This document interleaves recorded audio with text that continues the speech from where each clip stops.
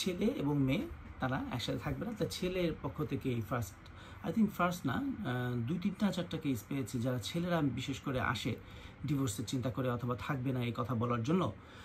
তা আমি তাকে প্রশ্ন করলাম যে আপনারা মেডিয়েশন করেছেন কিনা। তো তিনি বললেন যে না। পাশ থেকে তার এক আত্মীয় বললেন যে এগুলো আর হবে না, সে মহিলা। তা আমি ভেবে নিলাম যে মহিলাদের কারণে বেশিরভাগ পারিবারিক বিচ্ছেদ হচ্ছে, কারণ আমি যেটা বলি যে 90% বর্তমানে ডিভোর্স হচ্ছে মেয়েদের পক্ষ থেকে।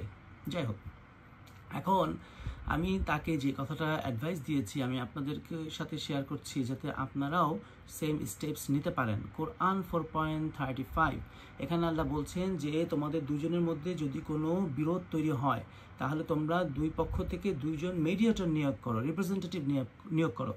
তারা দুইজন চেষ্টা করবে আপনাদেরকে মিলাই দেওয়ার জন্য। যদি তারা চেষ্টা করে তাহলে আল্লাহ এই হাজব্যান্ড এবং ওয়াইফের মধ্যে ভালোবাসা তৈরি করে দিবে।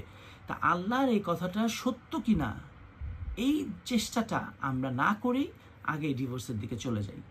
এভাবে করে কি বরকত পাওয়া যাবে? বরকতের প্রশ্নে অনেকে আমাকে জিজ্ঞেস করে যে এটা কেমন বরকত? এইটাই যে আল্লাহ যে স্টাইলে আমাদেরকে গাইডেন্স দিয়েছে সেই স্টাইলে আমাদের ডেইলি লাইফকে লিড করা, তাহলেই আমরা বরকত পাবো।